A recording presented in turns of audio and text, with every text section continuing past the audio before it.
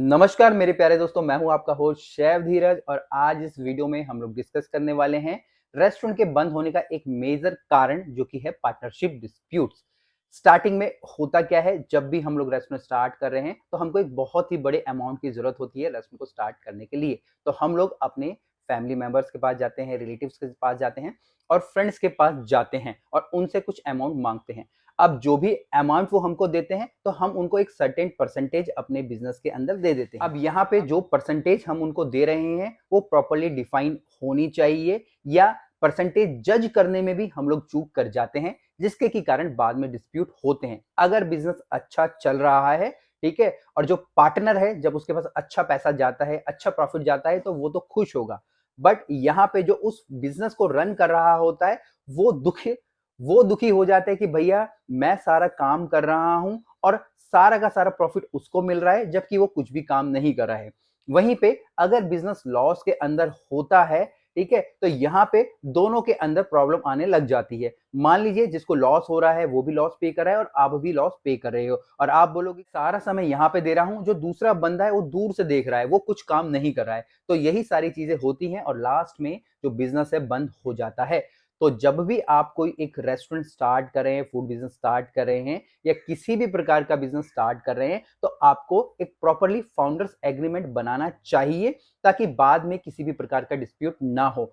इस वीडियो के माध्यम से मैं यहाँ पे कुछ पॉइंट्स रखने वाला हूं ताकि आप जब भी एक एग्रीमेंट बनाओ तो किसकी कितना स्वामित्व होना चाहिए या किसका कितना परसेंटेज होना चाहिए आपके एक पर्टिकुलर बिजनेस के अंदर, वो आपको समझ आएगा। सिर्फ ऐसा नहीं कि उसने 10 लाख रुपए दिए और आपने उनको 50% पकड़ा। सबसे पहला पॉइंट मैं यहाँ पे बोलूंगा वो है हमारे कैपिटल कंट्रीब्यूशन का, कि जो अमाउंट उन्होंने दिया है एक बिजनेस को, एक रेस्टोरेंट को स्टार्ट करने के लिए।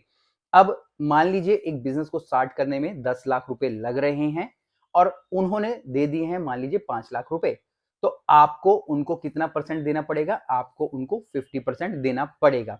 ये जो रूल बोलता है और जो आप समझ रहे हो। बट यहाँ पे आपको जो मैं बाकी के पॉइंट्स भी बताने वाला हूं वो भी आपको कंसीडर करने हैं। सिर्फ कितना पैसा दे रहा है उसके बिना पे आपको उनको परसेंटेज नहीं देनी है। दूसरा पॉइंट आता है यहाँ पे टाइम कंट्रीब्यूशन, कि वो कितना समय उस पर्टिकुलर बिजनेस को दे रहे हैं। मान लीजिए कोई एक फाउंडर है या आप खुद हो, आप अपना 24/7 दे रहे हो, क्योंकि अगर आप कोई स्टार्टअप कर रहे हो तो आप ये भूल जाइए कि ये सिर्फ एक 9 घंटे का काम है।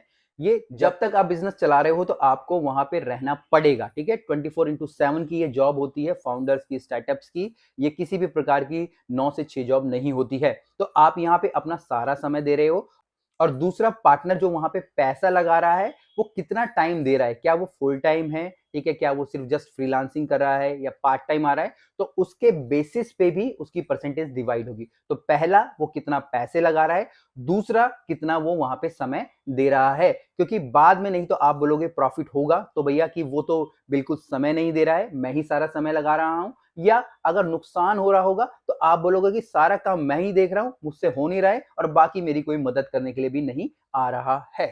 तीसरा यहाँ पे जो पॉइंट कंसीडर होगा वो होगा अपॉर्चुनिटी कॉस्ट। अपॉर्चुनिटी कॉस्ट का मतलब है कि जो भी फाउंडर है वो करंटली क्या कर रहा था और उसके पास करंट में क्या अपॉर्चुनिटी थी। मान लीजिए मैं कोई एक ऐसी जॉब कर रहा हूं जहां से मुझे पर मंथ 1 लाख रुपए आ रहे हैं, तो मैं उस 1 लाख की जॉब को छोड़ के ये स्टार्टअप कर रहा हूं, ये रेस्टोरेंट स्टार्ट कर रहा हूं, तो ये मेरे लिए एक प्रकार से नुकसान है। या क्योंकि मेरे पास ऑलरेडी इतनी अच्छी जॉब है और मेरे पास एक और अपॉर्चुनिटी है जिसमें कि मुझे 1.5 से 2 लाख रुपए पर मंथ मिलने वाले हैं, तो यहाँ पे जो परसेंटेज होगी वो मेरी थोड़ी ज्यादा होगी, क्योंकि यहाँ पे मैं अपॉर्चुनिटी छोड़ रहा हूं। मैं बाकी लोगों के लिए, कि बाकी लोग नौकरी नहीं छोड़ रहे हैं या फुल टाइम नहीं कर रहे हैं, बट मैं फुल टाइम दे रहा हूं, तो मेरी जो परसेंटेज होनी चाहिए वो थोड़ी सी ज्यादा होनी चाहिए। अब हम लोग फोर्थ पॉइंट की बात करेंगे, वो है मेरा एक्सपीरियंस लेवल, कि भाई मैं कितना एक्सपीरियंस अपने पीछे लेके आ रहा हूँ। मैंने कोई एक रेस्टोरेंट स्टार्ट किया, मान लीजिए मैं ही कोई एक रेस्टोरेंट स्टार्ट करता हूं, मैं लगभग यहाँ पे अपने 20 साल का एक्सपीरियंस लेके आ रहा हूं। अब यहाँ पे जो 20 साल एक बहुत ही बड़ा टाइम होता है, कोई छोटा टाइम नहीं है, तो उसके लिए भी मुझे जो एक्स्ट्रा परसेंटेज मिलेगी किसमें, कंपनी के अंदर। वहीं मान लीजिए कोई नया एकदम बंदा है जो कि जिसको कि कोई बैकग्राउंड नहीं है, वो अगर स्टार्ट करेगा तो हो सकता है कि उसकी परसेंटेज कम रहे, क्योंकि यहाँ पे मेरी एक्सपर्टीज है उस पर्टिकुलर फील्ड के अंदर और यहाँ पे जो बिजनेस के चलने के चांसेस या सक्सेसफुल होने के चांसेस भी बढ़ रहे हैं। फिफ्थ पॉइंट आ जाता है, वो आ जाता है स्किल सेट, कि जो स्टार्ट कर रहा है उसके स्किल सेट कैसे हैं। अगर उसके स्किल सेट ऐसे हैं कि कोई उसको दोबारा से कॉपी ना कर पाए, मान लीजिए कोई टेक्निकल बैकग्राउंड से है जिसको कि कोडिंग आती है या ठीक है, या बहुत कुछ ऐसा काम है कि जो दूसरे लोग नहीं कर सकते हैं, तो यहाँ पे उसकी जो परसेंटेज होगी कंपनी के अंदर वो ज्यादा होगी। मान लीजिए जैसे कि मान लीजिए मेरी कंपनी है IHM गुरुकुल, और यहाँ पे मेरा जो स्किल सेट है वो क्रूशियल है, क्योंकि यहाँ पे मैं एज अ कंटेंट क्रिएटर काम करता हूँ, बट यहाँ पे कोई मुझे रिप्लेस नहीं कर सकता है, ठीक है। अगर वो रिप्लेस करने जाएगा तो चैनल डाउन हो जाएगा। तो क्या इस तरीके की चीजें हैं, तो ऐसे में क्या होगा, तो जो मेरा परसेंटेज है वो हमेशा ज्यादा ही रहेगा। इसके बाद 6 नंबर के पॉइंट पे आते हैं, वो है मेरा प्रीमियम आइडिया। अब आइडिया प्रीमियम क्या होता है? आइडिया प्रीमियम का मतलब होता है क्या, ऐसा आइडिया जो कि सिर्फ पहली बार मुझे आया और मैंने बाकी फाउंडर्स को बताया या बाकी लोगों को बताया और वो उस चीज पे एग्री हो गए, तो क्या इस चीज पे भी मेरी जो परसेंटेज ज्यादा होनी चाहिए, ठीक है। तो इसमें मैं बोलूंगा कि भाई इसमें आपकी परसेंटेज ज्यादा नहीं होनी चाहिए। आइडिया कहीं से भी आता है, ठीक है, बट जब हम उसको एग्जीक्यूट करते हैं वो उस चीज पे डिपेंड करता है कि वो आइडिया सक्सेसफुल होगा या नहीं। तो जो भी पॉइंट्स मैं अब तक आपको बताए हैं उसमें किन किन चीजों को आपको कंसीडर करना है वो आपको ध्यान रखना है। अब सबसे लास्ट में यहाँ पे आ जाता है, वो आ जाता है आपका पीडीएम पेडिग्री। पीडीएम पेडिग्री का मतलब होता है कि आप किसी एक बड़े ब्रांड के लिए काम करें, जैसे कि मान लीजिए मैं गूगल के लिए काम कर रहा था और मैं गूगल की नौकरी को छोड़ के कोई ऐसी जगह पे स्टार्ट कर रहा हूं, ठीक है, जो कि बहुत छोटा सा कोई आउटलेट है या रेस्टोरेंट है, तो क्या उसके लिए भी मुझे कुछ एक्स्ट्रा परसेंटेज मिलनी चाहिए? तो मेरी तरफ से तो ना है, ठीक है। मैंने भी बड़ी बड़ी कंपनियों के लिए काम किया है, बट जब हमने स्टार्ट किया तो बिल्कुल छोटे से स्टार्ट किया। तो यहाँ पे लगभग मैंने आपको 7 पॉइंट्स बताए, जिसमें से कि पहले 5 पॉइंट के अंदर आप लोगों की परसेंटेज ज्यादा होनी चाहिए और वहीं जो लास्ट 2 पॉइंट है वो ज्यादा मायने नहीं रखते हैं। तो यही सातों पॉइंट्स है, जब भी आप अपने कॉन्ट्रैक्ट या जो फाउंडर्स एग्रीमेंट बना रहे हैं आपको ध्यान रखना है। इसके अलावा अगर आपको कुछ समझ नहीं आए तो आप कमेंट जरूर कीजिएगा।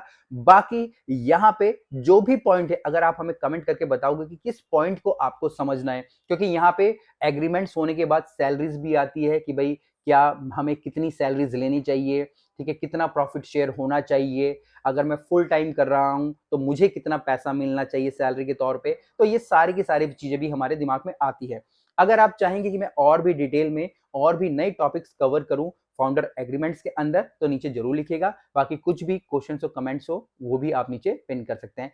फिर मिलेंगे एक नई वीडियो में, तब तक के लिए जय हिंद।